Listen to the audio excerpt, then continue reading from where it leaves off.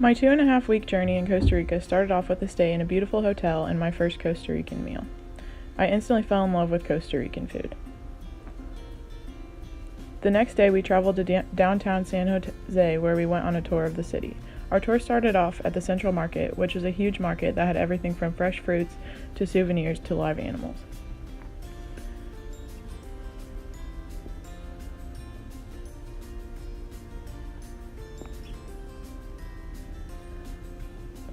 We then went to the National Cathedral. This was a very cool experience because not only was the church beautiful, but it also gave you a sense of the appreciation that these people have for their religion. There were many people in the church worshiping on their own, even though there was no service happening at the time.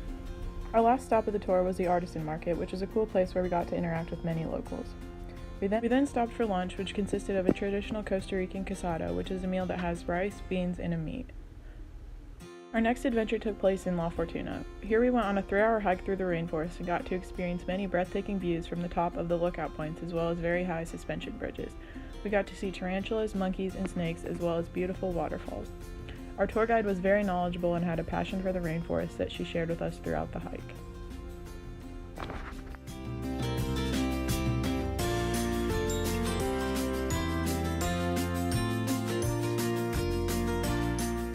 Another place we visited in La Fortuna were the Baldy Hot Springs. I didn't get to take a lot of pictures at this place because I happened to bust my eye open on the water slide, but I did learn that there aren't as many regulations in Costa Rica for things such as water slides like we're used to here in the United States.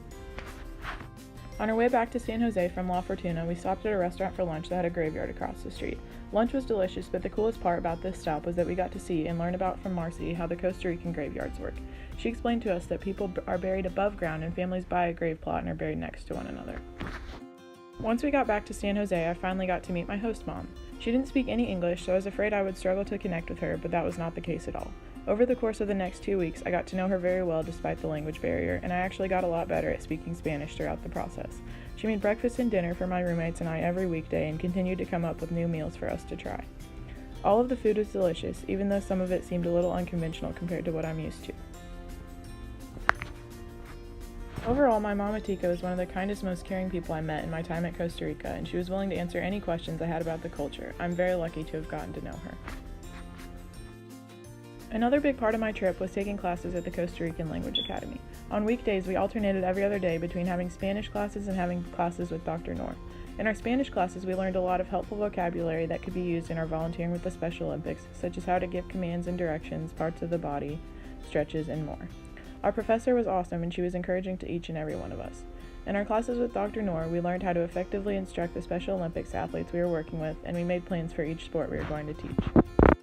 During the week, we also had free time during lunch to go off on our own. I tried several different restaurants, ranging from a Mexican restaurant to a smoothie place to a pizza place and a French restaurant. Next was my personal favorite part of our weekday routine, and it was where we traveled to the national park to work with the Special Olympics.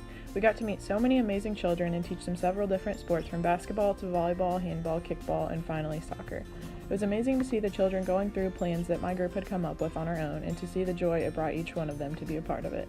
These kids put their all into everything they did and were always willing to try something new. They did not ever let their disabilities faze them and always found a way to persevere. It was truly an amazing experience to be a part of.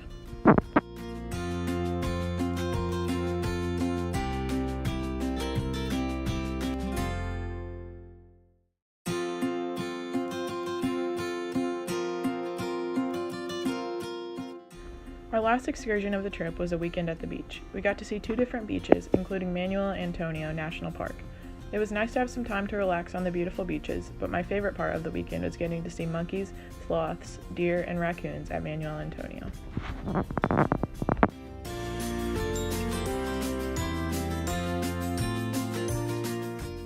I met some amazing people during my time in Costa Rica, from my host mom to the Beyond Sports staff to the Special Olympics athletes, and I had the most amazing time.